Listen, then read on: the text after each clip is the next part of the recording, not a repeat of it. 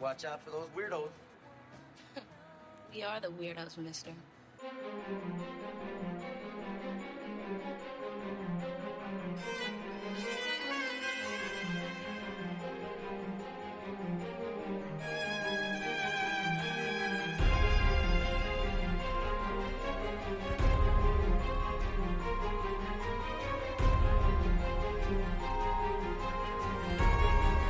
Welcome back to the Final Ghouls of Horror. I'm Jeremy. I'm Holly. And I'm Al. We're three people who love horror and are coming at it from different perspectives of who we are, as well as very different levels of experience with the genre, which we're always excited to talk about. And this week, we're cooking up one of the most golden turkeys of all time in Plan 9 from Outer Space. They come from the bowels of hell, a transformed race of walking dead, zombies guided by a master plan for complete domination of the earth. Plan 9 from Outer Space.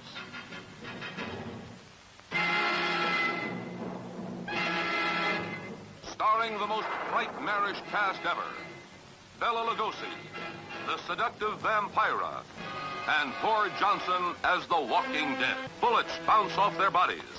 Rockets, missiles, jets cannot stop their death ships. What earthly power can stop this terror? For a glimpse of things to come, see this blast of screen suspense. For it could be happening right now. All right, so Elle, this was your pick.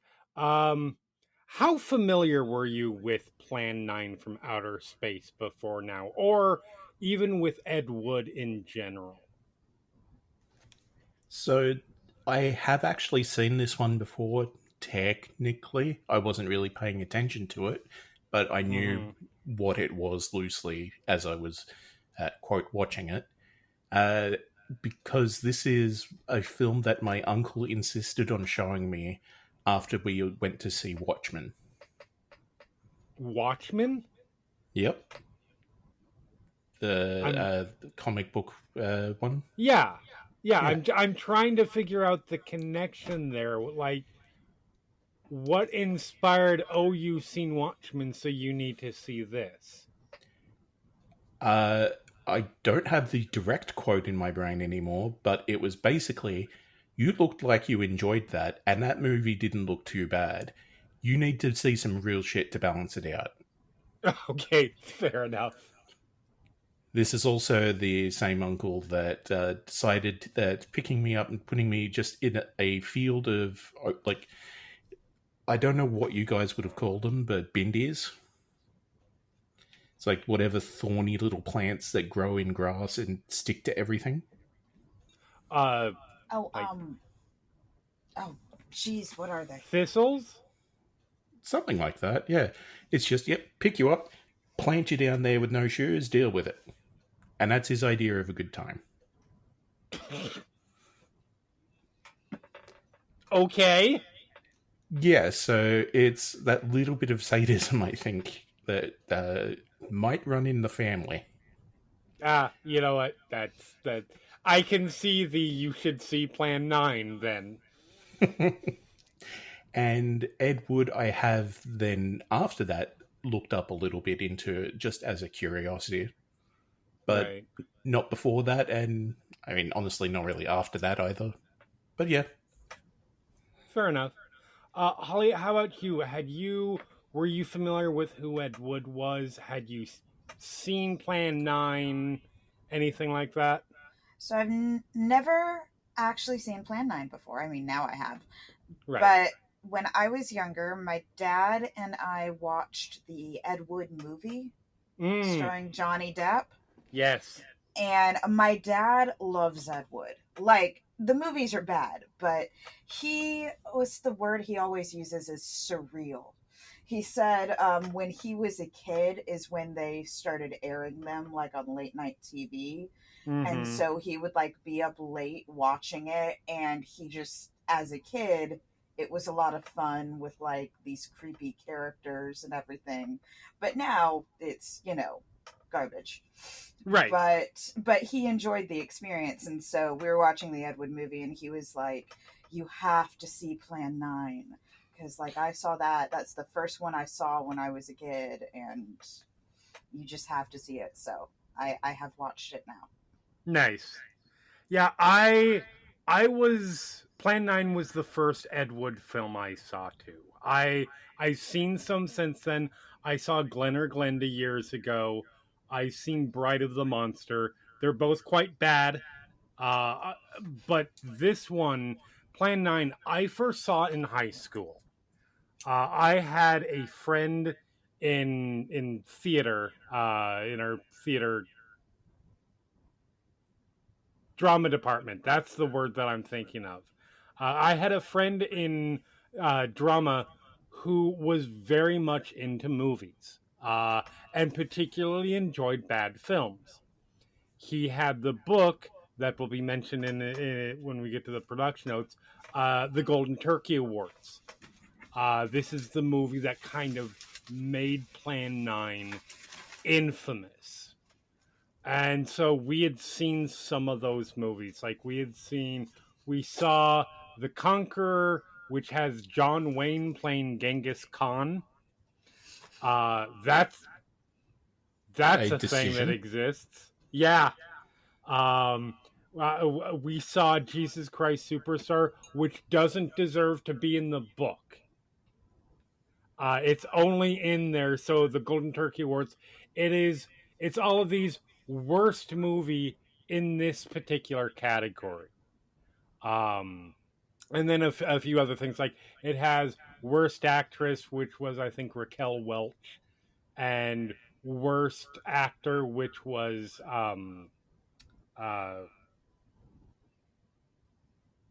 Elizabeth Taylor's husband, Burton.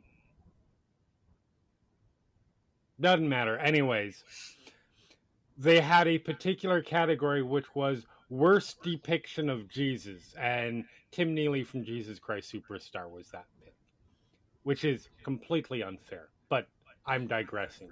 Not the Lion, the Witch, and the Wardrobe? Well, this was Lion, Witch, and the Wardrobe hadn't come out yet, to be fair.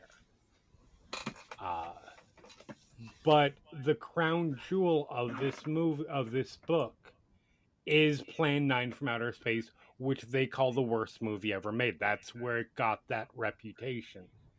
And so, obviously, we had to watch it. I seen it then. I've seen it a few other times over the years. And it's a funny thing because in the years between watches, I always managed to convince myself that it's better than I remember.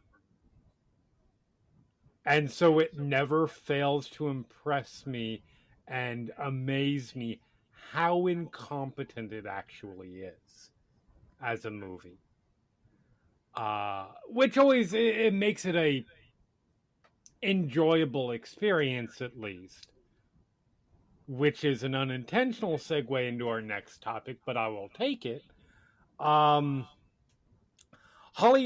how do you feel about the quote-unquote so bad it's good movies? Like, do you enjoy these kinds of the movies that are unintentionally funny or just bad for sheer entertainment value, or are they just bad to you? So, okay, first of all, yes, I enjoy them because I've always enjoyed them. They're a lot of fun. But also, they're one of the few things I can get my husband to watch with me. So I enjoy that. And he is very good at poking fun at bad movies. Fair.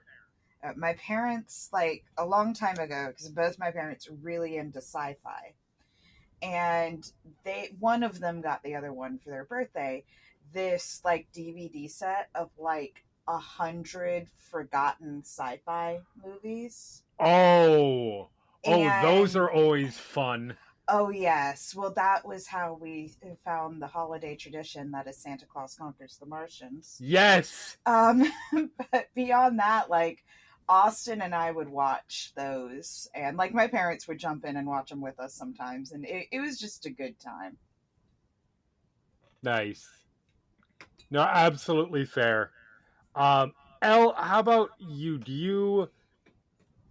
Is this a kind of movie that you particularly enjoy watching? And when I say kind of movie, I mean really bad ones. It's always a very fine line that has to walk before it's just bad. Right. It's like doing that balancing act on the tightrope, and then you just fall off into the "you suck" net. Yeah. Uh, so I do enjoy them when they walk that line, which is unfortunately rare. I remember even asking you a few years back. It's like, give me some cheese. Mm-hmm. Just cheese me up on horror movies, and half of them weren't bad. Yeah, no, that's fair. Yeah. I don't even remember what I put on there. I remember Chopping Mall was on there. Yeah, that was one that fell off for me. Yeah, no, that's I kind of like Chopping Mall, but yeah, we might have to do that one at some point. That one's still on my list to watch. Yeah, it is definitely not good, but it's kind of delightful. Um, yeah, I'm weird with this because honestly, I don't tend to buy into so bad it's good as a rule. Obviously there are some exceptions to this, and we'll get into those in a minute. But a lot of the times for me, it's just bad. Like a lot of the so-called "quote unquote" classic movies like this, I don't enjoy watching. I've never finished The Room. I find it I can't do it. I find Battlefield Earth absolutely unwatchable. Uh, Cats is a movie I never want to experience again. Don't even get me started on Cats. Which, to be fair, and we've had this, Holly, you and I have had this discussion before. With a couple of exceptions, Andrew Lloyd Webber can just fuck right off as far as I'm concerned. So I don't like the musical either. I was in the musical. I understand why people don't like it. I was in the musical. I don't know what the plot of the musical is. No, there's no plot. It doesn't make sense. But no, I will stand by Jesus Christ Superstar and Joseph and the Amazing Technicolor Dreamcoat as legitimately great musicals. Phantom is fine. People act like it's the best musical ever made, and it is absolutely not. Cats is garbage. You sound Starlight. Like sorry, Austin has the same opinion on Phantom. You just reminded me of Austin. I assume you mean the Phantom of the Opera and not the Phantom, which is a much funnier version. Yes. Oh, no, yes. Phantom of the Opera. Phantom of the Opera. The opera's been invaded by a phantom. The opera's been invaded by a phantom. Oh, that's another one we need to cover at some point. Phantom of the Paradise. Because that's a movie. That's a name at the very least. I'm not familiar with that one. Oh, it is a camp classic. Which actually is a kind of a good segue. I'm doing good with this episode. So I want to make a clear distinction here. There is a difference between so bad it's good and a campy movie. Camp is a very, very different thing for me. Because, like, people often see things like Rocky Horror Picture Show or the John Waters movies, But I'm a Cheerleader, Phantom of the Paradise. They will look at those and put those on these lists of, like, so bad it's good movies. But they're very different things as far as I'm concerned. Because camp movies, they rely on a lot of stuff that people look at as bad. Exaggerated performances, very cheap looking, very over the top dialogue. But camp tends to be very aware of what it's doing, and like people don't watch like Pink Flamingos or Showgirls and think that these movies are trying to be serious. On the other hand, Ed Wood was not trying to make a campy film. He thought he was making something great here. So that is the difference to me. And I do there is some stuff that I do laugh at in terms of how bad it is, and there's definitely fun in that. But I'm not on board with the idea that like, I don't know, Manos the Hands of Fate is a misunderstood masterpiece, even if that was unintentionally the case. That it just nope, can't agree. But there are some good ones, and there are some ones that I do absolutely enjoy. Elle, what are your favorite quote unquote bad movies? Whether horror or not. Like, there are definitely good bad horror movies, and then there are good bad other movies. Which ones do you like? So that's what I mean. It's like a bad movie is only bad by general opinion. If you like it, is it a bad movie? That is another really significant point here. Yeah, no, for sure. Because I believe, on this very podcast, gone up to bat for two very specific movies that a lot of people would disagree with me on very vocally. Oh, okay. Jason X. Yes. And Thor: The Dark World. Yeah, I will disagree with you on that one. But but also, like, I was enjoying movies more once your brain sort of kicks into being a brain and not just meat. Right. Like, I was in that sort of era when Hanna-Barbera was the talk of the town. Mm-hmm. So I got a lot of the straight to video, because straight to DVD wasn't a thing yet. Straight to streaming, hell no. A lot of, like, the Yogi Bear and Huckleberry Hound and whatnot. So that was a lot of my childhood, and a lot of them are not good. Mm-hmm. The Huckleberry Hound one in particular is extremely racist. Like, surprisingly for a kid's cartoon, which actively featured a lot of people basically in blackface of the era. Oh, no. Oh. Like, cartoons in general, I mean, had just the... Yeah. A person of color. They are solid black except with big red lips. That's how people are, yeah? In an era where that is, quote, the norm, Huckleberry Hound still managed to stand out as being racist. Wow. Wow, that's bad. Yeah, so this is the kind of stuff I'm growing up with. Not to mention, being in Australia, we don't get a lot of the more popular stuff. Right. If we do, it's on maybe a different cable network. And it's just like, well, we're not paying an extra $100 a month to get an extra channel or two. Mm-hmm. So, yeah, Cartoon Network didn't exist for me until, like, 1998, maybe. Right. So anything that was on there historically, nope, didn't get it. Yeah, that's fair. So, yeah, there was a lot of crap in my back catalogue.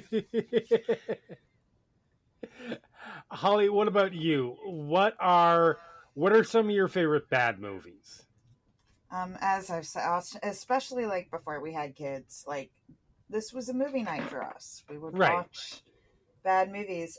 So I have to do a shout out off of those sci-fi films from that DVD set that we watched. Robot Monster. Okay. Is about the lowest budget I think I've ever seen of a film, and it's honestly a pretty good time. It is so, like, cheaply done, to the point, if you are focusing on a certain point of the background, Mm-hmm. There are like houses, like a neighborhood in the background, and a woman literally like took out a lawn chair and is watching them film the movie.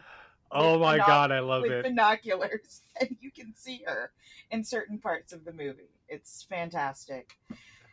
Beyond that, Austin and I found these 80s live action fairy tale movies. Okay. They're called canon films, Oh, if you're familiar with that. I mean, I'm familiar with Canon Films, the movie distributor. But these are the, like, it's a certain, they did a bunch of fairy tales. Okay, fair enough. If you want a good time, the Rumpelstiltskin movie is kind of like going on an acid trip. And it is a full musical with songs. Wow. And the singers cannot sing. And whoever wrote the songs cannot write lyrics. I will still like sing some of this around the house and we will joke about it. There's one song where the girl is literally like singing about, oh wait, no, I don't know if this is Rumpelstiltskin or Sleeping Beauty. The two are mixing. I think this one's the Sleeping Beauty one. The girl is literally singing about walking down a corridor. And the lyrics are like, now it turns to the right. I think it might turn to the left in a minute. This is a stone hallway. Okay, so apparently, so these are the series is called Movie Tales. Okay. I remembered it was Canon Films. Yeah, it's Canon Movie Tales. Canon Films. Actually, we might end up covering some Canon Films at some point because they also did a lot of low budget horror stuff. I mean, the Rumpelstiltskin one is horror. So I have good news for you. Okay. Apparently, it's on Tubi. I noticed.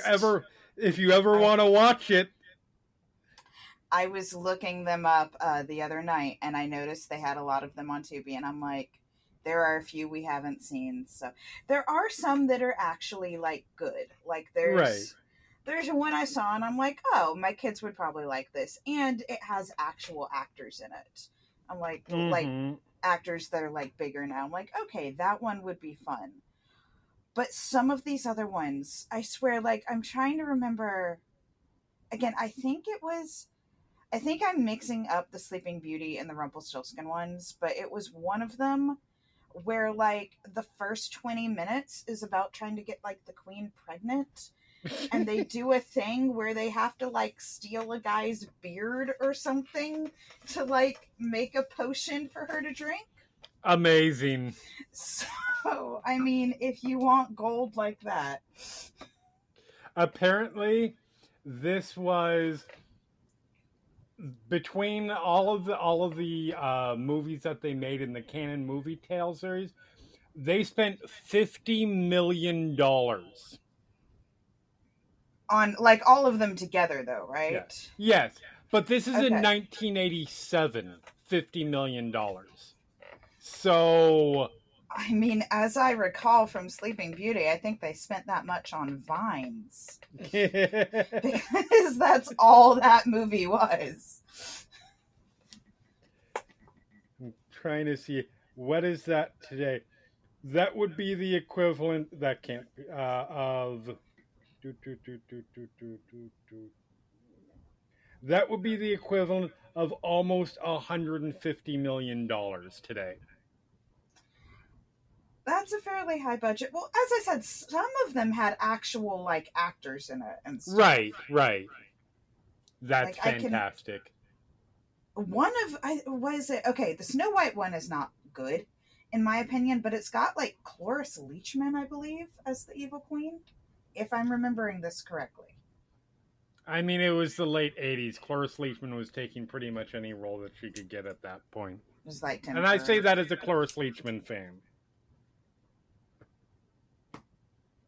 So yeah, I get that.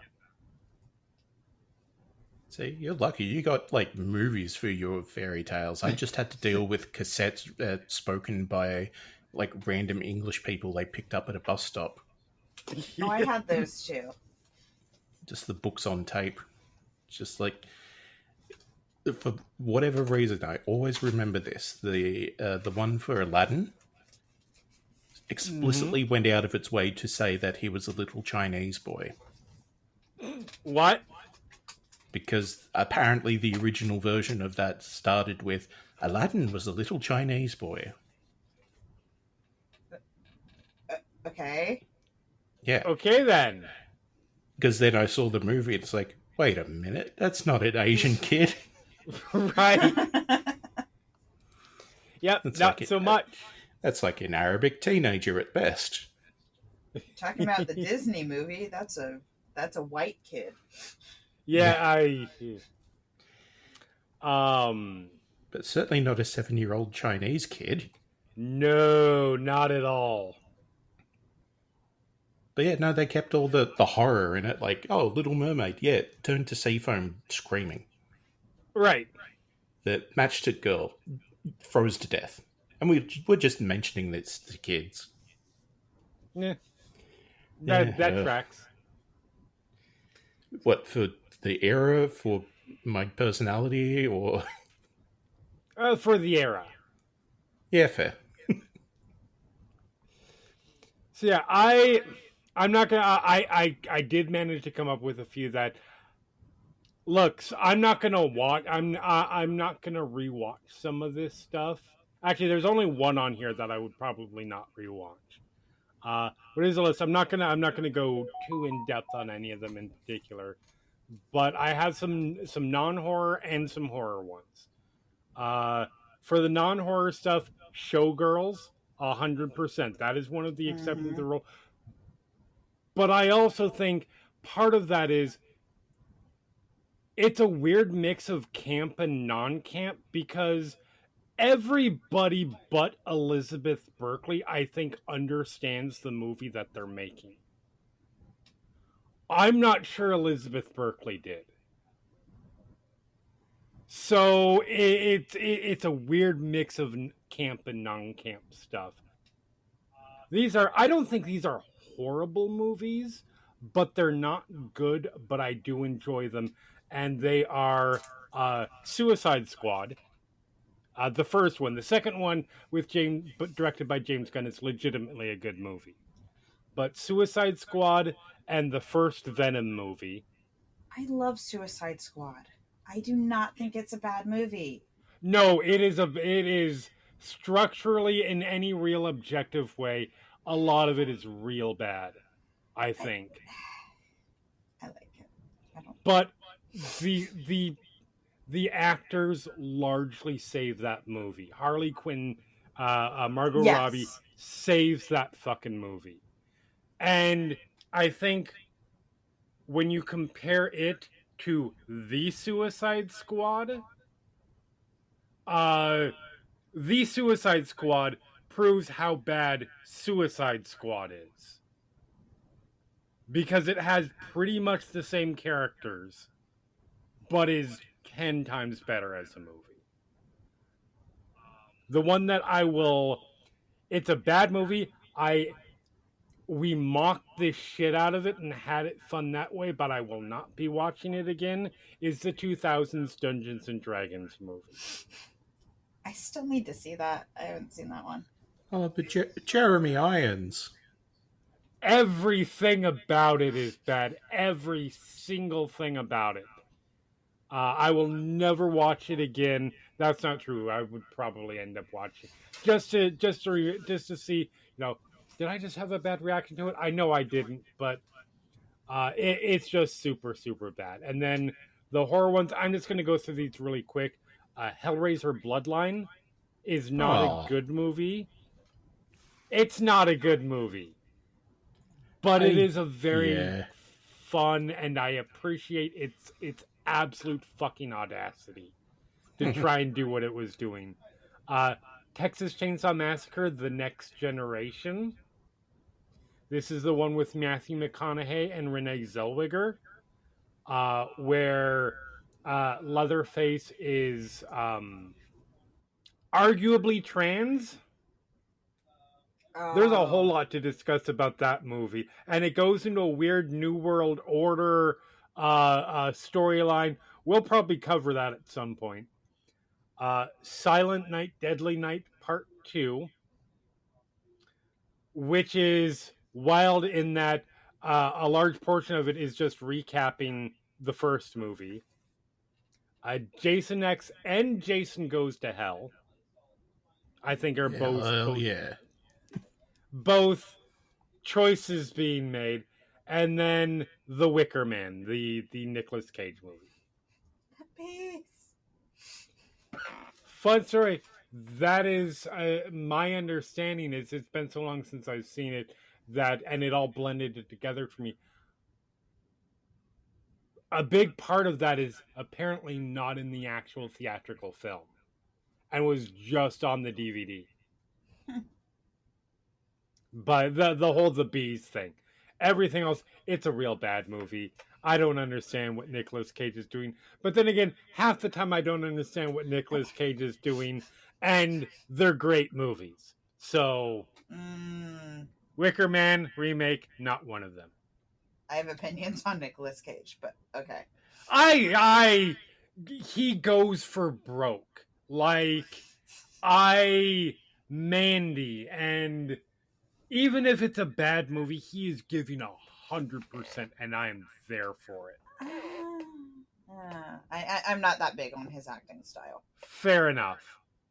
He does have some good movies, but yeah. I'm just not that big on his acting style. That's fair. But so that's bad movies in general. Let's focus in and let's talk about this bad movie in particular. Holly, tell us a little bit about the production of Plan 9 from Outer Space. Well, Plan 9 from Outer Space is written and directed by Ed Wood. It stars Gregory Walcott, Bela Lugosi, Vampira, Tor Johnson, and Lyle Talbot. The movie was the fourth directorial effort from Wood, who's often called the worst filmmaker of all time. Wood worked for years in Hollywood in a variety of roles and had directed a number of short and feature films such as the mockumentary Glenn and Glinda and the sci-fi horror film Bride of the Monster. Wood had also made friends with a number of figures in and around Hollywood, including Bela Lugosi, horror TV host Vampira, TV psychic Criswell, Shakespearean actor and drag artist Bunny Breckenridge, and pro wrestler Tor Johnson.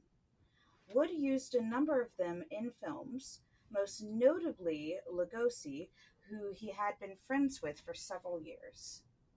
Wood and Lugosi's friendship is the genesis of Plan 9.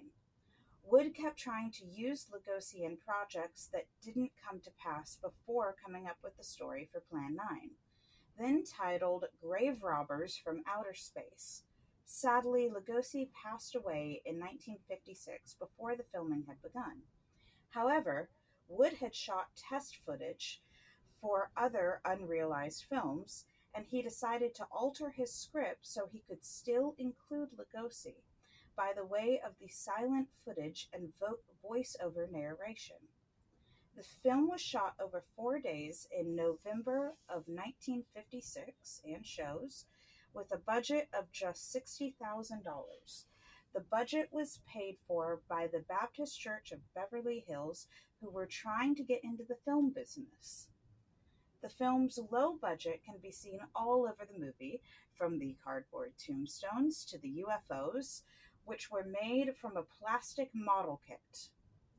Wood also uses stock footage for the military scenes and uses the same shower curtain in several different capacities. I knew it was a shower curtain. Sorry. Yep.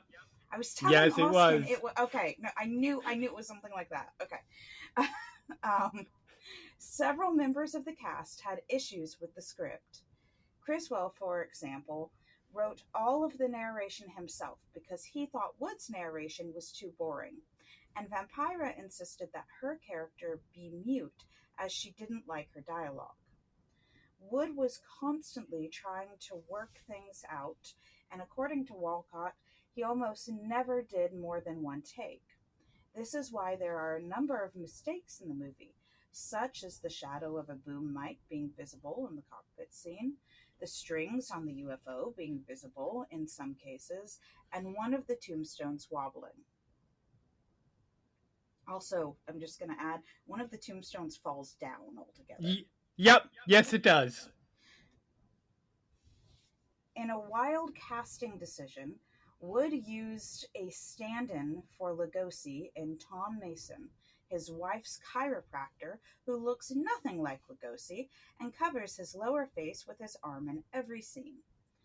The film screened in March of 1957, but didn't get distribution until the following year. Its title changed, reportedly due to objections from the Baptist Church to Plan 9 from Outer Space, and didn't get a full release until July of 1959. The film made almost no money and languished in relative obscurity until Harry and Michael Medved called it the worst film ever made in their book, The Golden Turkey Awards, in 1980. It developed a cult following and became one of the most famous So Bad It's Good movies. Some fun facts. As a part of pleasing the film's financiers, Wood and other members of the cast and crew were baptized. Patrolman Kelton, played by Tom Margot, also appears in Wood's Bride of the Monster and Night of the Ghouls, making them an unofficial trilogy. Lugosi and Vampira's character were originally supposed to be the grandparents of Paula Trent, which is why he invades her home in the movie. Would remove that plot element, making it unclear why the old man comes into the house. Because, why not? Why take that out and then make adjustments to your movie to make something make sense? That does answer one of Austin's questions, so yep. I will inform him of that. So I tried to think of content warnings for this. There aren't any really. It's a 1958 cheesy sci-fi film. I guess unless you're allergic to like bad acting, script writing, and directorial choices, I guess you could argue that this script is gaslighting you into thinking there's any logic behind it. But, there's nothing in this that I can think of that is particularly going to be touchy. Elle, tell us what this movie's about. Try. Oh, I believe I can give it a red hot go. Okay. We open on a TV presentation that informs us that the story we're about to hear and witness is absolutely true. And then transition to a funeral scene as the narration tells us that an old man is burying his wife. A commercial flight above radios into the control tower, but is interrupted by an encounter with a UFO. The flight crew sees it, landing in the cemetery, and agrees to keep the information quiet as to not panic anyone who might have seen it.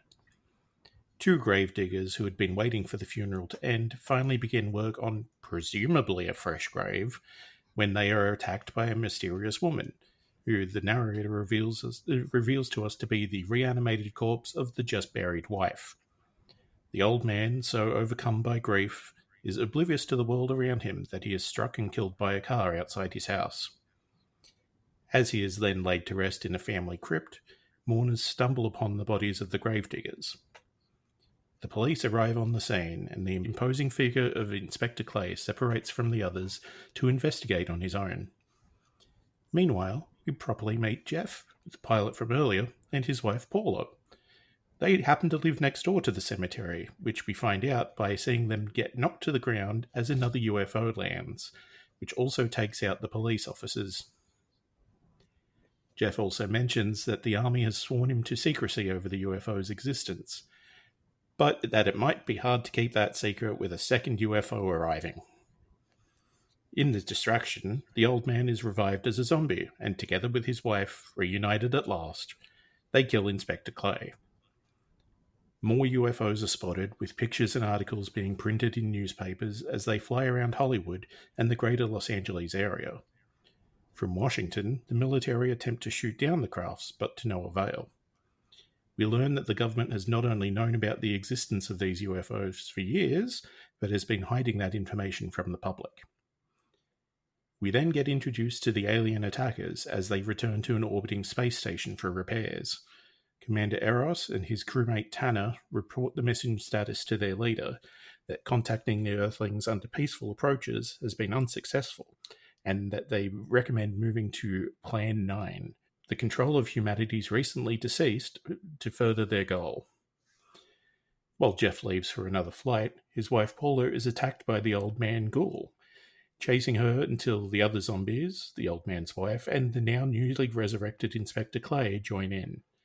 She manages to escape, and the undead return to the UFO as commanded. Meanwhile, at the Pentagon, the military has succeeded in finally translating the alien messages to learn that they intended to arrive in peace, but have taken the ignoring of their responses to mean that humanity would not welcome them peacefully. They also mean to stop humans from destroying the universe somehow. Eros displays the zombie Clay to his leader as evidence of the plan already in full action, but a malfunction of their control leads to Clay going berserk, as without it, the zombies cannot tell friend from foe. The leader then suggests offering the old man as a sacrifice in order to force the humans to believe that aliens exist and that they should be listened to. While the military and police interview Jeff and Paula, the old man is dispatched to attack them, shrugging off bullets and other attacks until the UFO fires a beam designed to sever the connection that keeps the zombie alive, that also accelerates its decomposition. The old man slumps to the floor before almost instantly becoming a skeleton. Eros sends Clay to kidnap Paula in an attempt to lure the officers to the spaceship. Following the glow of energy, the pilot Jeff, Chief Edwards of the US military, Police Lieutenant Harper, and Officer Kelton follow the trail. Clay appears to knock out Kelton and take Paula from the police car where they were waiting. Eros and the humans finally meet and converse about the evolution of warfare, and that soon humanity would find a way to utilize sunlight as a power. That such a weapon, the solar night bomb, would be uncontrollable with pitiful human intellect and would cause a chain reaction that would lead to obliteration of the entire universe. Following an opening, Kelton knocks down the zombie Clay with a big bat, saves Paula. Jeff and Eros have a fistfight that leads to damaging the equipment and the flight controls. The humans manage to escape the ship as the aliens attempt to take off, only for a fire to break out, causing the ship to explode. With the controls keeping them animated destroyed, the zombies fall into the same rapid skeletal decay, and the threat is over, for now. The narrator returns to tell the audience to be afraid of the future. Yep. It doesn't make any more sense when you describe the plot than when you watch it. So, Holly, let's just jump right into this. What are your favorite bad parts of this movie? All right, I have to start with the jump scare. Yes, I'm curious what this jump scare is. So, they barely jump, let alone scare. The scene, what is the character's name? Paula, the woman? Yes. Okay, so the scene, she's in the bedroom laying on the bed. Right before Lugosi, whoever it is, vampire guy, walks in. Right. So, Austin and I were not focusing on what's actually happening in the scene. We were looking at the wall. And in the middle of the wall, there's a picture of a couple.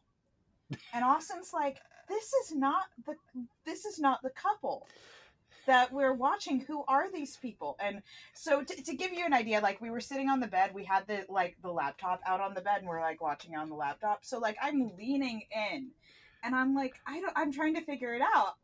because it is like, if you look at the photo, it is extremely like zoomed in on their faces. Right. And so I'm like, okay, are those the actors? Like, I'm trying to figure it out because it doesn't look like them. So then, at the moment the door opens and he comes in, there's a cut and the picture changes. And the people go away and it's a photo of a farmhouse. So right as I'm leaning in and concentrating on it, it changes. And I jump back and scream. And Austin's over there going, where did they go? Why have they been replaced by a farmhouse? Oh my god, that's amazing. So you have to be concentrating on that for the jump scare. But yes, it caught me off guard. That is amazing. That's Plan 10, forcing humans to evolve into houses.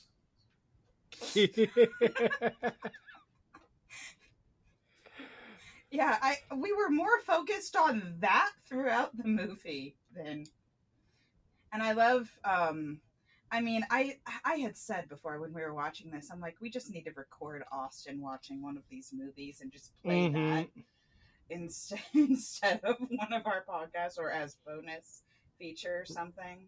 Right. Who is the character? The was he a detective or something? He had a hat and a gun the entire time. Is this the guy who's like casually waving his gun around? Yes! And like scratching his temple with the gun at some point? Oh, it drove Austin up a wall. And so, like, every time he was on screen, Austin was like, stop poking people with your gun! Who armed this man? He was getting so mad at everything that guy did. It was a lot of fun. Fantastic. Yes, for sure. But the trigger discipline, though. Apparently, he had that particular performer has said that he did some of that intentionally to see if Wood was even paying attention. I don't know if I buy that. I don't know. I think he may have just forgotten he was holding a gun. Yeah. I think it might also depend on how much he claims some of that. Right. It's like doing it for a scene, maybe. Doing it like repeatedly throughout the whole shoot, no, not a chance. Yeah, for sure. Also, if I could bring up something Austin and I were mentioning, these people are not properly buried. No. Like, what is this? Like, even with a hamster, I put it in a shoebox. They're not, like, in anything. You just roll them into the grave and put a little bit of dirt on them. At one point, they're like... You would also have to break their legs, because there's no way that grave is long enough for a human.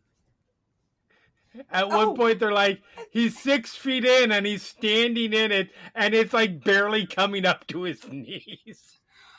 Oh, and that's the other thing I wanted to point out. Sorry, as I point out everything in this film. No, you're good.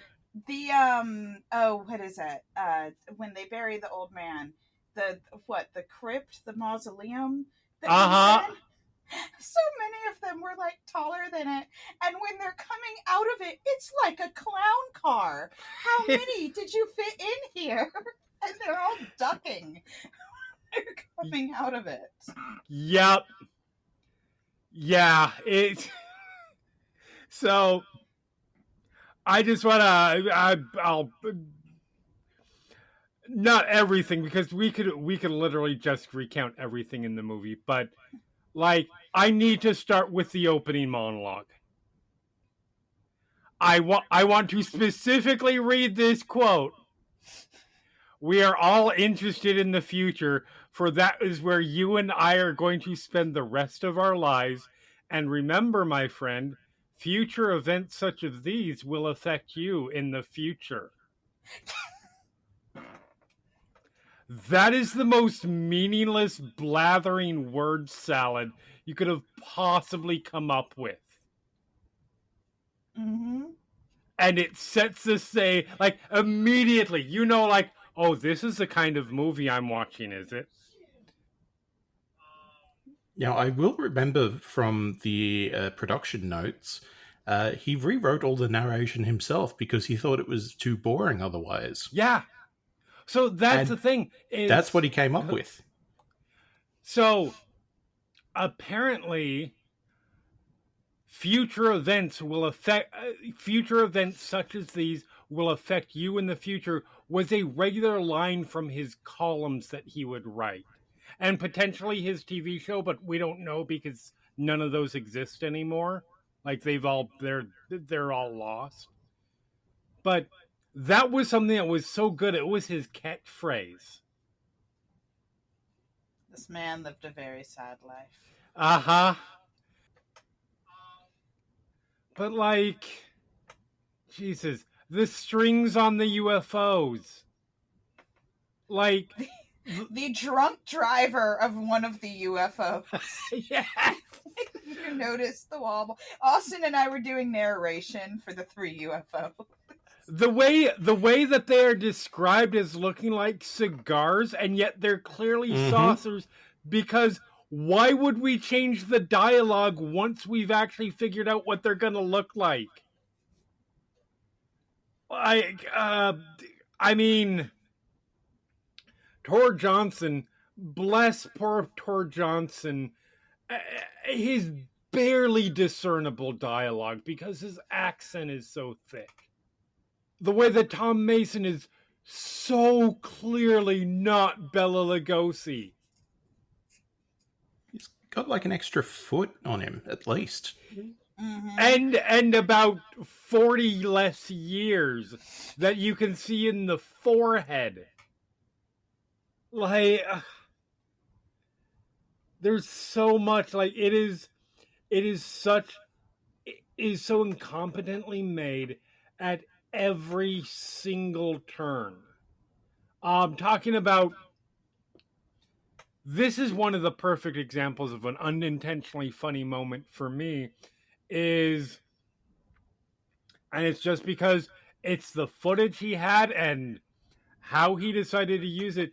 The moment where Bela Lugosi is standing outside the house with the flower and looks sad and goes and walks off, and then we hear the sound of a screeching car brakes. That's slapstick. And it's clearly not meant to be.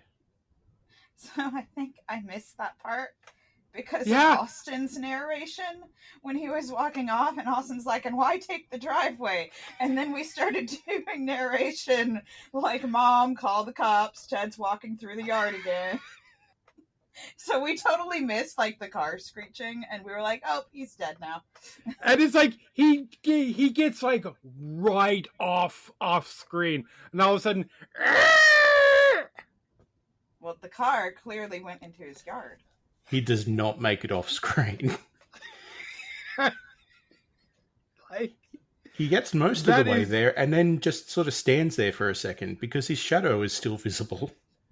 So, and that is the other part, because in some versions he is fully off screen because it depends on what cut you have, what aspect ratio you have, because this film is in multiple different aspect ratios. This has been a constant struggle for people who are going who put the film on their service or put it out on DVD or whatever, because sometimes they'll put it out in a letterbox format that will like cut off the boom mic shadow at the top of the cardboard airplane scene, but also like cuts off the bottom half of the stock footage of the military attacks. Other ones they'll go with the 4:3 TV ratio, and it'll cut off other stuff. So there are some scenes there are some versions in which he is fully off screen, which is just another example of the film's incompetence. But yeah, there's so much that you can talk about how bad. Elle, what are your favorite bad points? I mean, there's obviously the police that really do not care about anything. It's No. like, oh, our boss is dead. Are we going to check? Nah. All right. Yep. It's like, so you're just assuming he was murdered when literally a minute ago, or maybe 12 hours ago, we don't know because of the time of day, you've declared that the other corpse you've just seen was mauled by like an animal or something. Are animals capable of murder? I mean, some are, I assume. I mean, they're capable of killing, but we do not generally call it murder. Oh, there's definitely some animals that are capable of murder. I've been around chickens. Oh, okay, that's fair. Geese. Mm-hmm. Geese and swans, for that matter. Cats, but only the less amount of fur they have. Yeah, cats, but cats will murder you by way of staring and watching as you die and not trying to help. Like not doing a thing to help you survive. No, those hairless ones will push you off a cliff. How? Okay, no, the hairless ones will. Yeah, you're right. That's all right. The closer they get to hairless, the more murderous they become. Hamsters. But no, my favorite part of this film, in terms of the bad things, is trying to work out the timeline. Uh-huh. Was this shot in, like, was this supposed to be framed in a day or a week or a month? There's like, oh, we need to get the police out here right now. Call them. And then it changes from day to night and they all get in the car and drive off. And then it goes from night to day as you see them driving along with the sirens on. And then it goes back to night as they get out of the car. Were they so far away that that's a 3-day trip? Yep. Especially the cuts between day and night. It's the scenes where we see a Lugosi in the graveyard. Because those scenes are shot in the day. Mm-hmm. But the Tom Mason scenes are clearly at night. Yeah. It's that one piece of film where like Bela Lugosi comes out to like a deserted road, sort of looks around a bit, flaps his cape, and then turns around and walks away. Uh-huh. That got used maybe 5 times. Yep. Maybe more. That was for, I believe it was, so there were a couple of films that Wood was trying to do with Lugosi. And there was one called The Vampire's Tomb. There was one called the Something Ghoul. I think it was for that particular one. I think it was like, I want to say it was the Gay Ghoul, but I may be wrong. I mean, you'd want to hope it's that one, because otherwise a vampire in daylight isn't going to last that long. I don't know why I said gay. The Ghoul Goes West. I mean, look, close enough.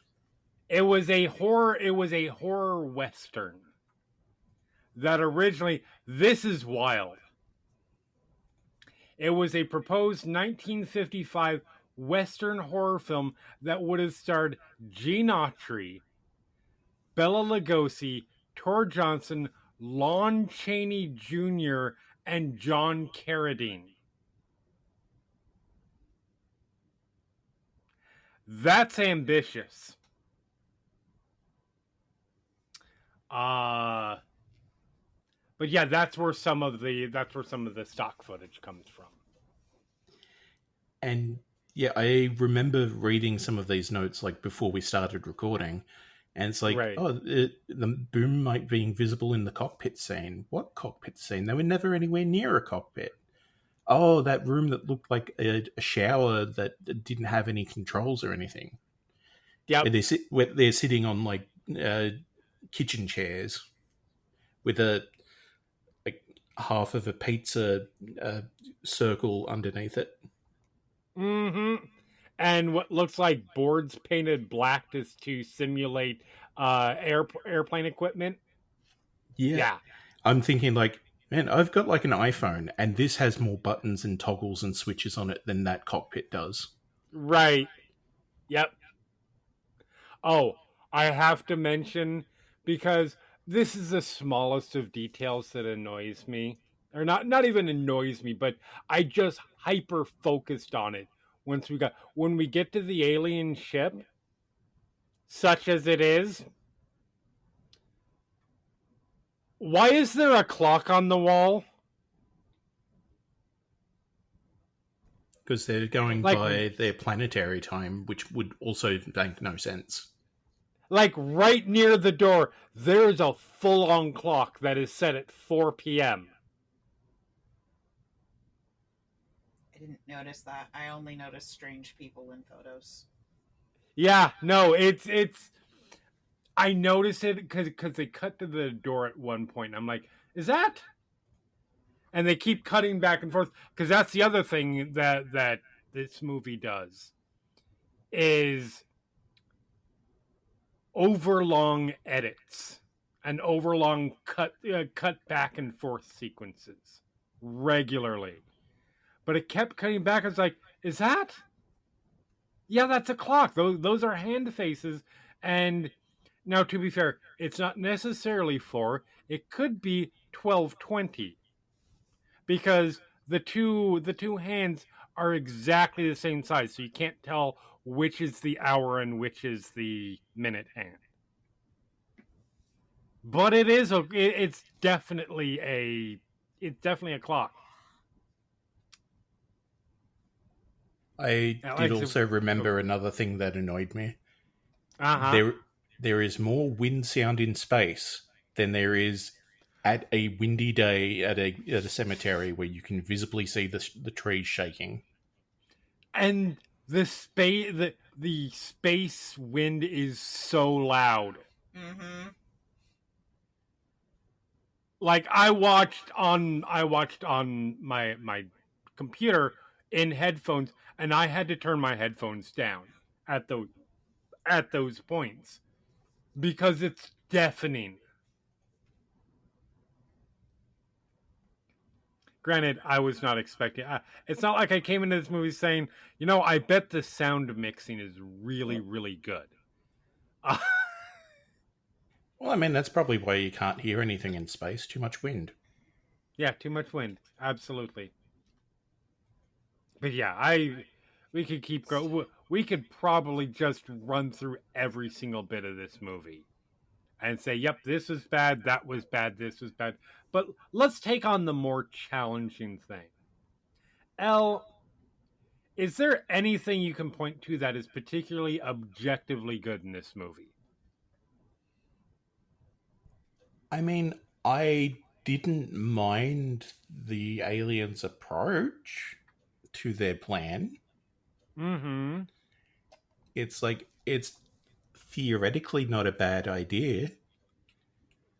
Because it's like, oh, we have been on the path that you are on, and we've already solved this problem.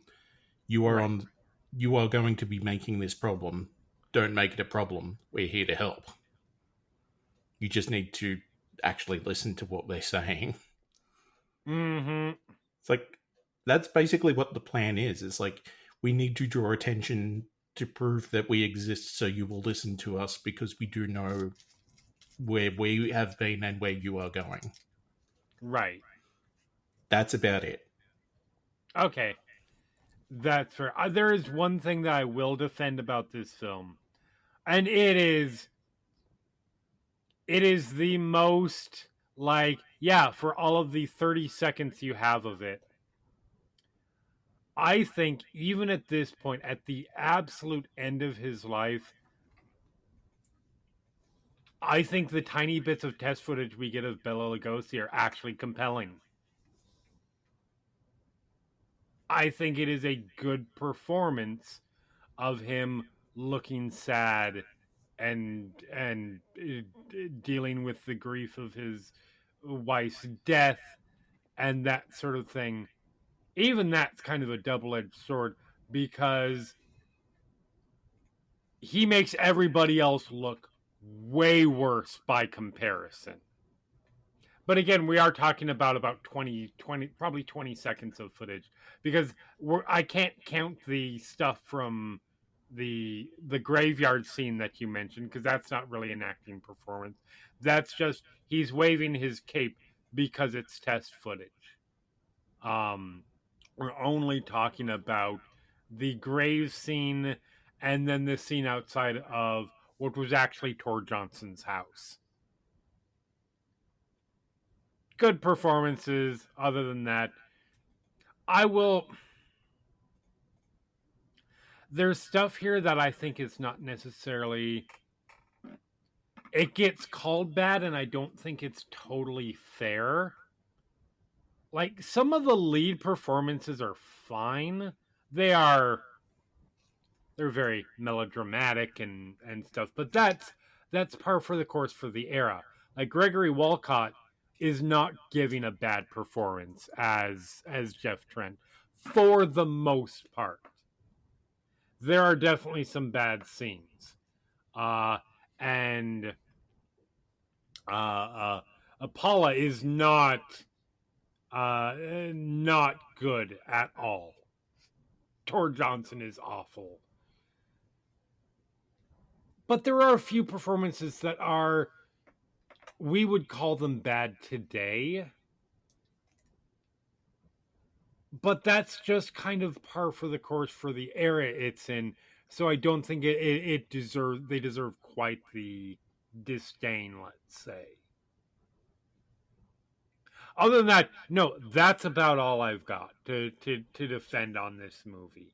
Holly, how about you? Is there anything on this film that you can give it credit for being, like, good?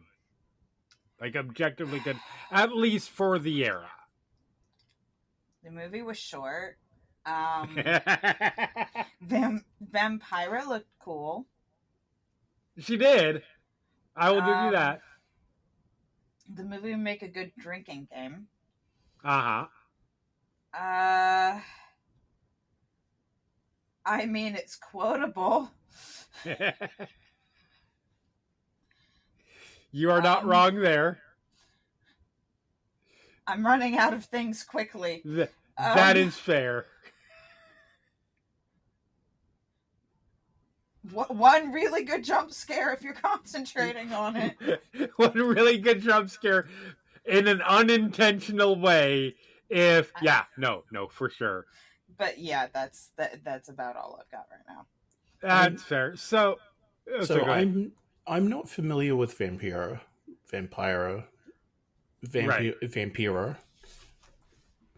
Probably a different person, that one. Does she have internal organs, or did she? Yes, she did. Okay, because Austin and I had that talk. Yeah, her waist is smaller than her head. Yep, absolutely is. That could not be comfortable. Probably not. I mean, she was, so for a little bit of perspective on Vampira, she is basically the original TV horror host. There were others in that era, but she kind of originated it, and she started off as an actress, but also gained fame as a pinup artist. So she was a model. Take that to her body size. Explains a few things. Also, I'm sure she's wearing a corset. She actually did all of her own makeup and would do it at home, get in costume and everything, and then ride the bus to where she needed to do the shoot. So I think there's an element of, because she was a recognizable to some degree persona, she was doing... She was basically just trying to recreate her on-screen horror host persona look for the movie.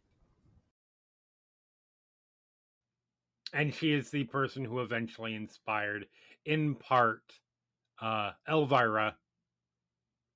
And then I don't remember if she sued or just sent a legal threat to Elvira for copyright infringement. But, yeah, that was a thing that happened. But, yeah. So, well, I think people focus on the bad stuff for good reason. There are some actual themes in this film, and like I think we're gonna probably be fairly in agreement, but I did want to touch on these a little bit. Wood kind of talks about, the nature of man's self-destructive tendencies, tries to tap into that sort of post-World War II, Cold War era government paranoia. Elle, you mentioned this stuff. How do you think any of it is executed particularly well? Oh no, that's not. It's like it. I guess it's good enough that I could identify it. Right. That it was there. I am notoriously bad with themes unless they're as subtle as a brick to the face. Right. This was brick adjacent.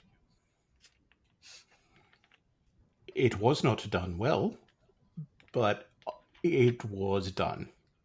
Uh-huh. That's about the best thing you can say about it, yeah. I think the problem with it is the themes rely on the dialogue. And Ed Wood was writing the dialogue. So, yeah, and I agree. Like, I'm a Doctor Who fan from also like the classic Who as well. I am used to shitty dialogue. Yeah. But because you're having this is another level. Yeah, because with Doctor Who dialogue, and I am as well, I'm a huge fan of like old school Hartnell and Tom Baker and there isn't a Doctor I don't like, with the arguable exception of poor the Eighth Doctor. Paul McGann. His name escapes me. Paul McGann, yeah. And that's not his fault. He just had one TV movie and that's it. Well, he did get more eventually. I'm trying to think, beyond, are we talking about beyond like the Big Finish stuff? The audio stuff? Yeah, they brought him back for setting up for the 50th. Oh, okay, you know what? That is absolutely fair. Film. Yeah, they did, what is it, The Night of the Doctor? Mm-hmm. I think it's called. That is absolutely fair. The cameos also, and such. And they also got him in for the 5-ish Doctors. Yes. That is fair. No, not enough where, like, those turn him from the worst Doctor into a good Doctor. And when I say worst Doctor, I'm talking about, like, he's okay. Yeah. As opposed to, like, Tom Baker or John Pertwee or Hartnell or most of the modern ones. All of the modern ones. Sylvester McCoy, number 7 is my Doctor. I like McCoy a lot. His problem is that the scripts were so bad at that point. Yeah, because they were reaching the end of everything. Yep. For the record, my favorites are Hartnell is my number 1 because while I did see some Doctor Who stuff, growing up because it would show on PBS, and I would watch a random episode here and there during the Tom Baker era. When I started watching Doctor Who, I was working at Netflix at that time, and I was on their 8 DVD. When you work there, you get a free account at the highest possible service. This was way back in the past when they were actually sending out DVDs. And the highest plan that Netflix had was 8 DVDs at a time. So I was like, all right, well, I'm going to start watching Doctor Who. And so I made it, I went from the first and made it all the way through. So Hartnell is always my favorite. Matt Smith.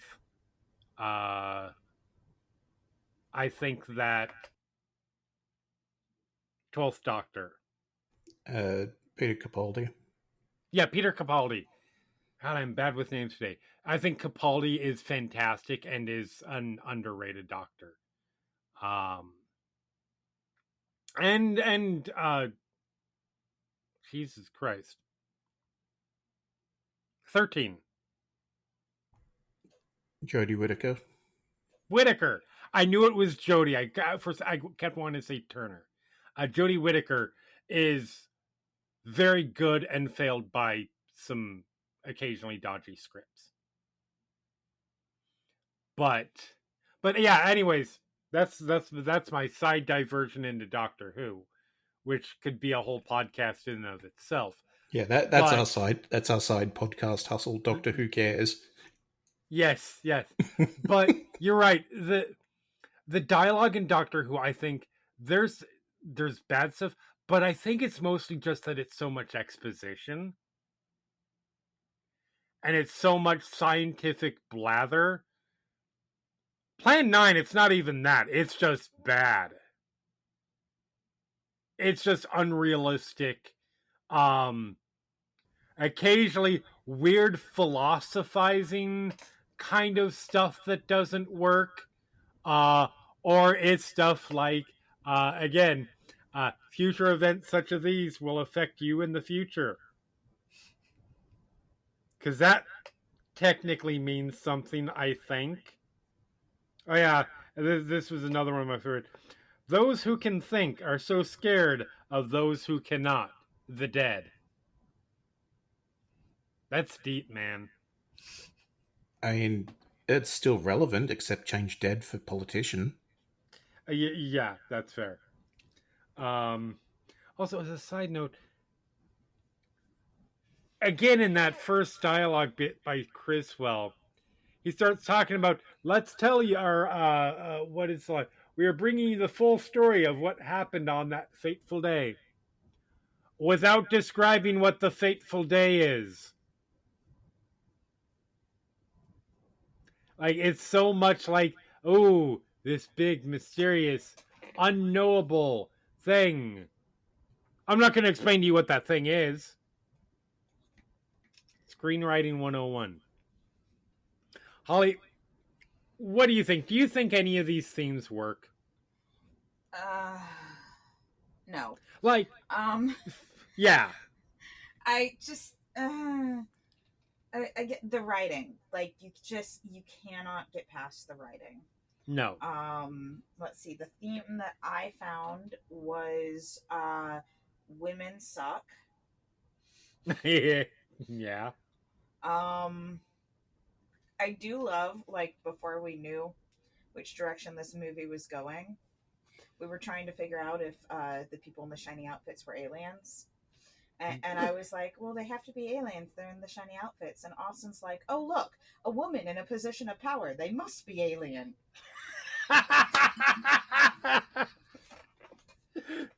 Oh. Which also gets shut down later in the film.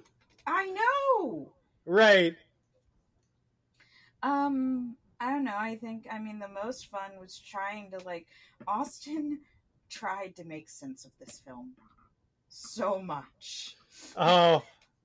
And it bless was, him for trying. It was frustrating him that he couldn't. And I'm like, after a while, you just have to stop trying. Yep. And he's like, no, there has to be a reason they're doing this. No, there's not. Mm-mm. That's so funny. So I was texting with my partner just last night, and because she was watching Stigmata, which is a fairly good 1990s religious horror film with Gabriel Byrne and Patricia Arquette. Mm-hmm. And she was talking about how when she's seen it, what Patricia Arquette's character is gets short version of it. The character gets starts going through this stigmata. That's the title. And goes in and is being seen in hospitals and all of this stuff. And the character is like a hairdresser in New York City who has this fairly large apartment. And she was like, so this is something that I don't necessarily get is where is her money coming from? Like, I guess maybe it's her mom. And she was coming up with all of these ways to try and make this make sense. And I sent back like, no, I think you are thinking more about it than the writer of the movie did. Mm-hmm. Yeah, Austin does that too, like constantly when we're watching movies. I like no that's just a flaw in the movie because they didn't think about it.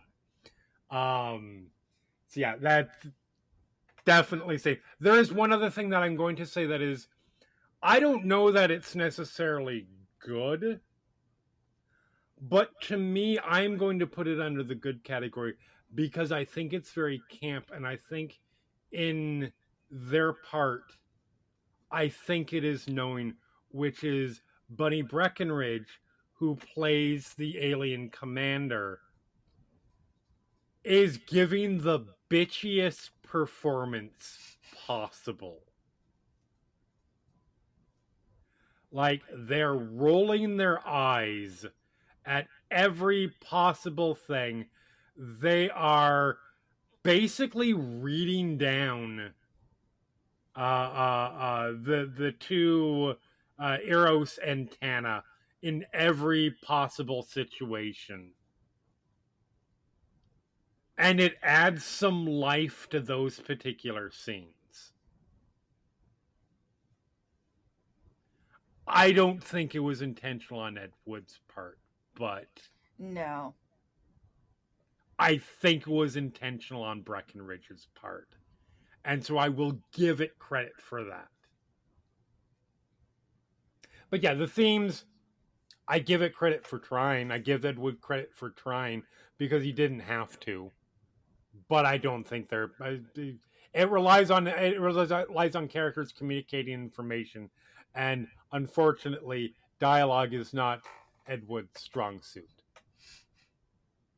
I will tell you when I figure out what his strong suit is, but it's not dialogue. Which I guess kind of takes us into the next question, which is, I had a thought. So a lot of the stuff that's a problem with this movie, that people traditionally call low quality, comes from how cheap it is, and comes from the lack of resources that he had, and etc. Holly, do you think this would be a better film if he had the access to the budget of a traditional Hollywood film of that era?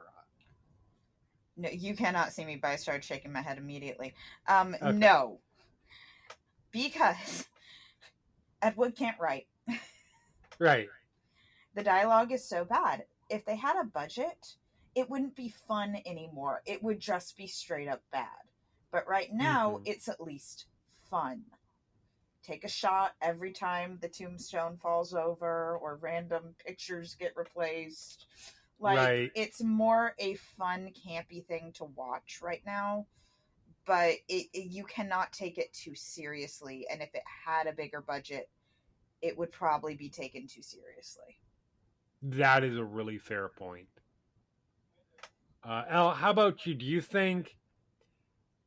think a budget would have helped this movie at all? No, but I don't know if it would have needed it, because you can get good art coming from like cheap or free, Oh, even. 100%. So it's not that money is the problem there. Yeah. That's fair. I think the writing can't be fixed. Like, you need a new writer to fix the script. I do think, and I agree, I don't know if this would have made it, I think it would have made it a technically better film. I don't know if it would have made it a better overall experience. But I think having resources, he would have been, with all due respect to people like Tor Johnson and Tom Mason, I think he would have been able to hire better actors.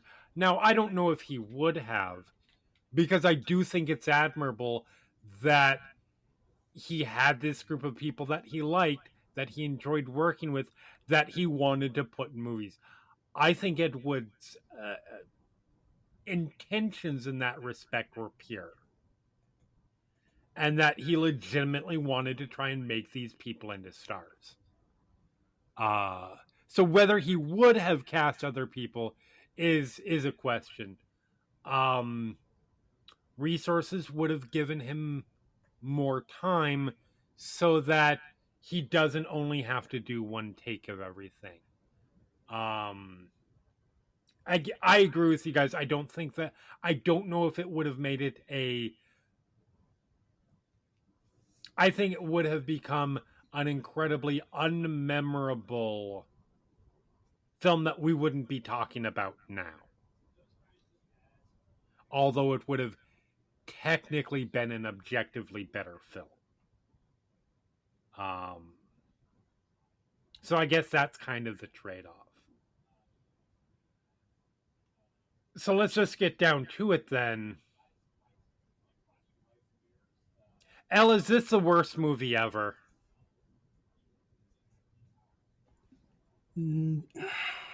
I think that's going to be hard to say. Like, there are... Like, what would you consider a movie? Do you go back to, like, the dawn of cinema, like, silent film where you got maybe 3 minutes? Does that count as a movie? Because that is... Like, this is better than that. Way. Let's put... I would argue about that. But let's put it this way then. Is this the best, or is this the worst feature-length narrative film ever?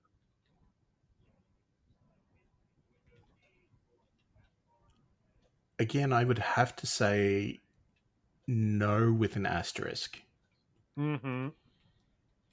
Because people's opinions are always going to try and beat out the public poll. Right. Because it's like, I rated this higher than I did for The Hangover. Uh-huh. I prefer watching than The Hangover.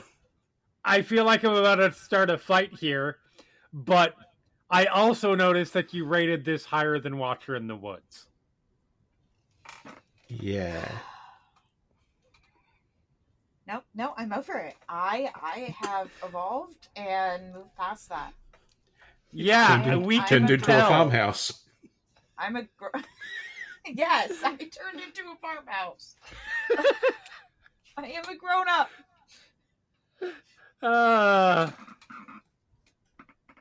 But yeah, no, that is fair. Ollie, what do you think? Does this qualify as worst movie ever? No. Because I've seen some of the ones that are on that sci-fi DVD that are very much forgotten by time for reasons. 100%. No, it's not the worst movie ever. And I mean, in my opinion, it's a lot of fun because camp. And I love low budget films with camp and random things happening.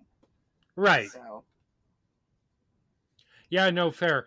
I also agree. I don't think... I understand why people call it the worst movie ever. And I understand there is a certain level of... Like, it's incompetently made. Like, on every possible stage. But there is a charm and an earnestness to it. Like, Ed Wood really thought he was making something good.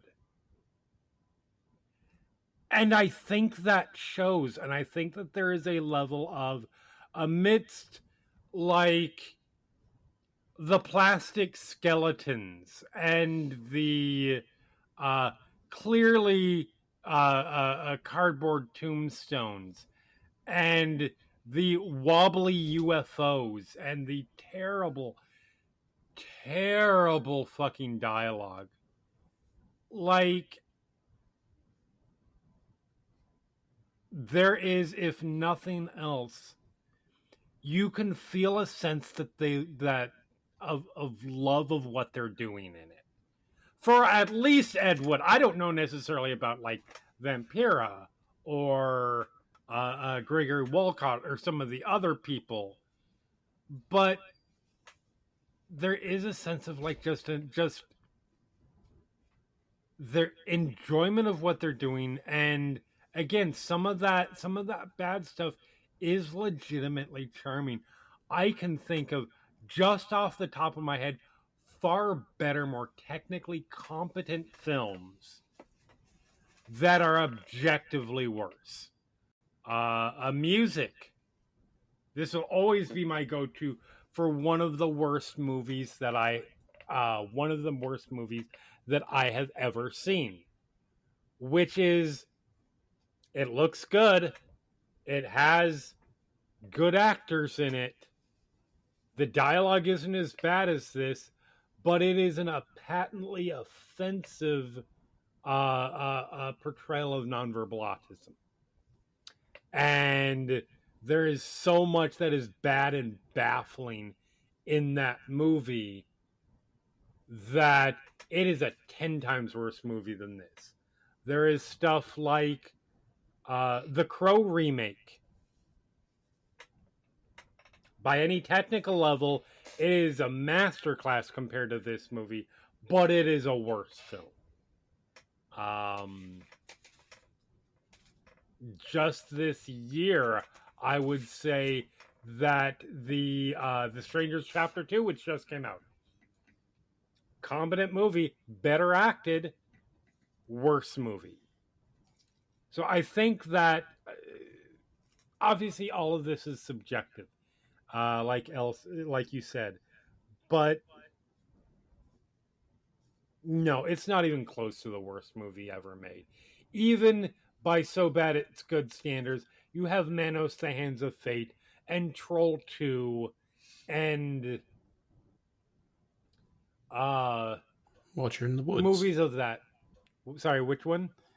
Watcher in the Woods. Now I'm not trying to start the fight. Now you are.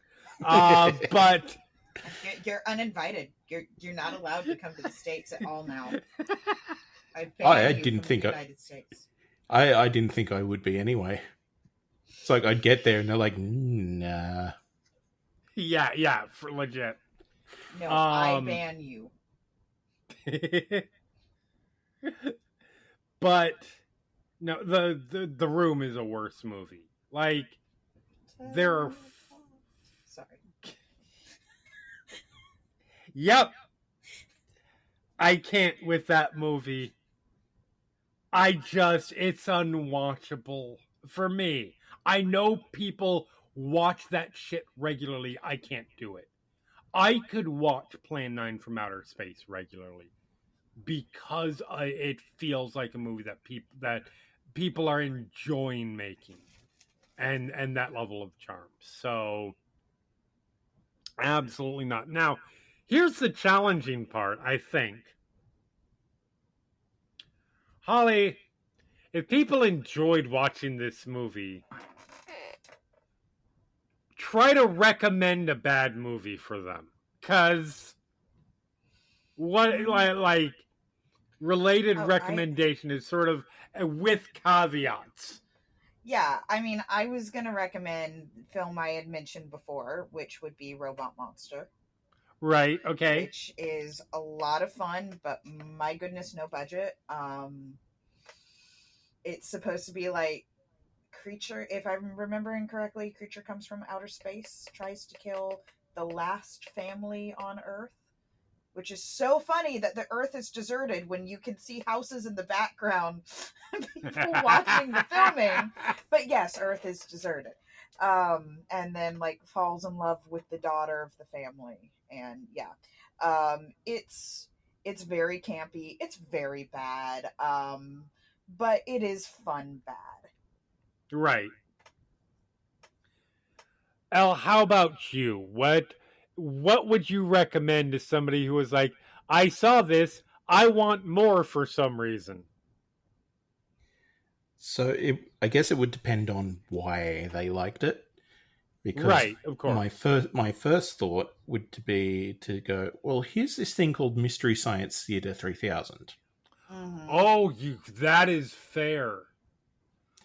Depending on why you liked it. If you liked it because you found it funny, like entertaining when ostensibly it's not meant to be, yeah, Mystery Science Theater, you'll love it. Uh-huh. If they liked it because of it, the other thing that came to mind was Mr. Vampire. Okay. It's similarly black and white. I believe it's Chinese.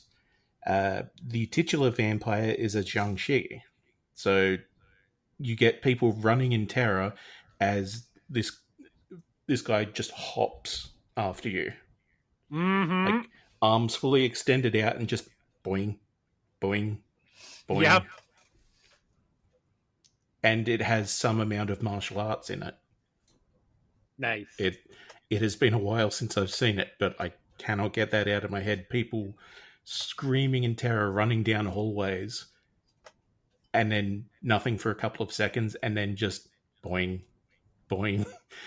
Guy slowly bouncing his way down the hall. He moves like maybe a foot at a time with each bounce. Right. Why are you running?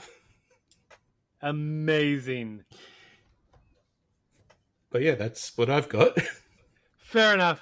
I'm going to recommend, I've got a couple. First of all, and this is not a so bad it's good, and it was mentioned before, I would say if you liked Plan 9, check out Ed Wood. Directed by Tim Burton. It does have Johnny Depp in it as Ed Wood, so your mileage may vary as far as that goes. That's understandable, but it is legitimately a great movie. It is my favorite. It is my favorite Tim Burton movie, which is a pretty high bar. It is understanding that some of it obviously is dramatized. And not specifically fact. There is a little bit of license, not as much as you might think. I think all the performances in it are great. Martin Landau as Bela Lugosi is stunningly good. I mean, not that stunning if you're familiar with Martin Landau, because he was a great actor. But Burton really captures that level of enthusiasm that Ed Wood legitimately had for being a movie maker. He wasn't any good at it, but he loved doing it. And then you get to see some of the other movies that he made, like Bride of the Monster and Glen or Glenda. I don't remember if the film covers Jailbait or not, which is a film noir that he made before Plan 9 and Bride of the Monster, but after I Glen or Glenda. don't think it does. Yeah, But it's been a while since I've seen it. yeah, but it is legitimately a great movie, and it's kind of a behind the scenes making of Plan 9. Mm-hmm. I would now, if you're like, I think this movie is fucking awful and I love it, I would again, I don't qualify this film as camp because I don't think it's self-aware enough to be. I know that there's difference in how people view camp, and that's totally valid. But if you're interested in finding movies that are actually legitimately campy, I would recommend the movies of John Waters. Going into them, knowing that you, as a caveat, knowing that you are going to be watching some bad taste shit. And I mean that literally if you watch Pink Flamingos.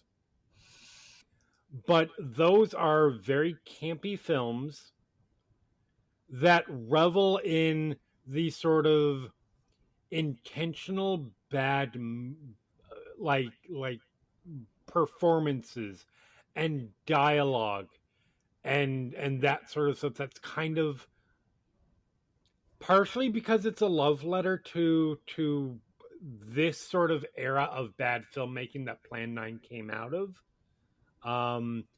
and sort of just because that was it's full on legitimate filmmaking choices that John Waters and his cast and crew are making.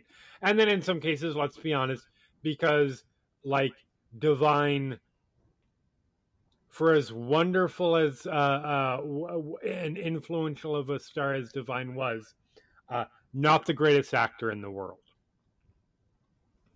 But yeah, I would recommend like Female Trouble and Hairspray, which Hairspray is probably the most palatable in terms of like not necessarily the most offensive stuff that's in there.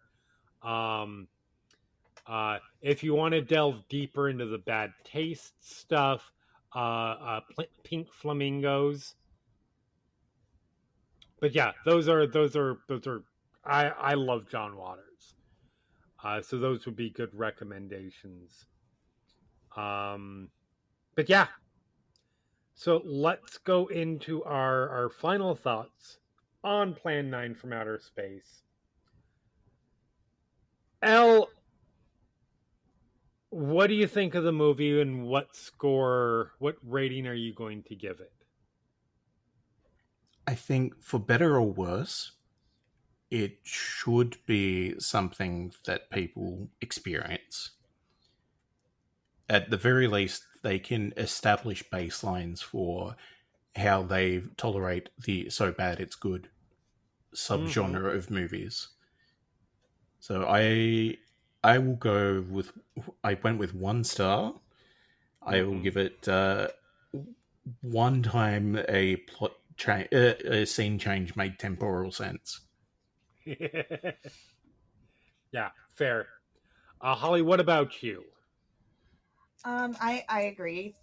This is something you should experience, for better or worse. I mean, I think it's perfect, like Halloween watch with a big thing of popcorn or a shot glass if you want to turn it into a game.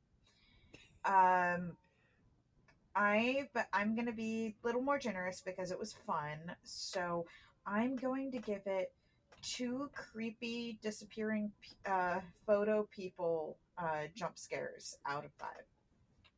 Fair enough. I am right in the middle.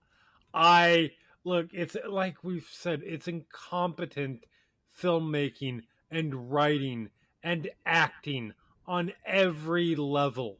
Like there's nothing good about this movie from an objective standpoint, but the charm of it and I cannot be too critical on it. I am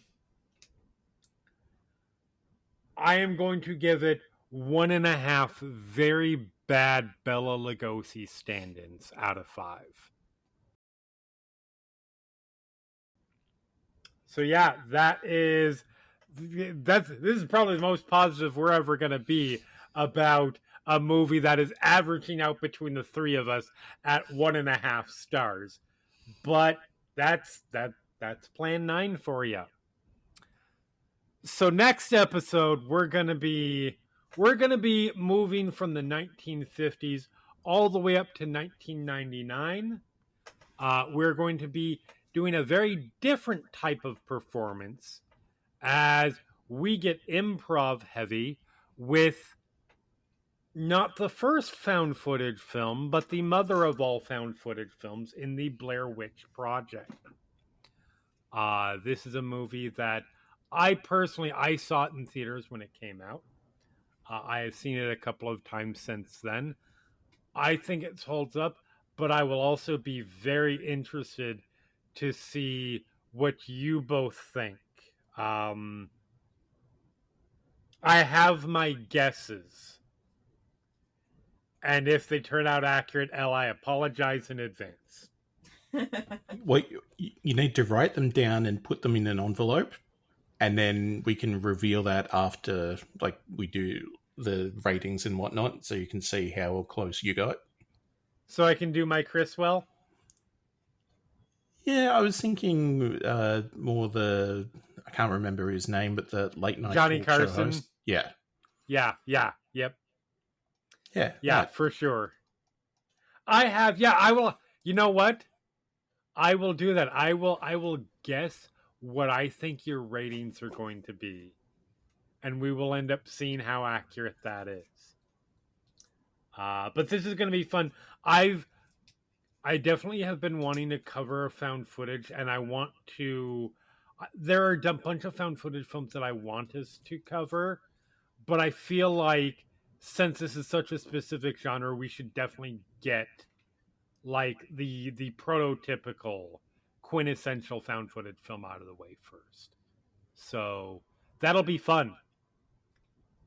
But until then, if you want to find us elsewhere, if you manage to stumble upon us, welcome. Hello. You can find us at whatever podcatcher you prefer, probably the podcatcher that you found us on. We are also on Blue Sky and Instagram and Letterboxd now at Final Ghouls Pod. Woot. You know, something interesting I found out. If we do enough sort of reviews and whatnot where people are paying attention, they could start to issue press passes. So if you want to see these handsome three idiots shake up the Oscars, you know, that'll be fun. Give us a rating and review. 5 stars, leave a review, whatever you like. Doesn't matter what it is, as long as it's 5 stars. Yep. Meanwhile, you can find me at JThomas411Mania on Blue Sky, Letterboxd, and Instagram. You can find me at shards at kind.social on Mastodon and Shard System on Letterboxd. And you can find me at Holly Culp on Blue Sky and at Miniature Magic 18 on Instagram. And Elle, give us our horror book survival guide tip for this episode. If there is a knock on the door in the middle of the night and no one is appearing at the little peephole, don't open the door to step outside and see who's there.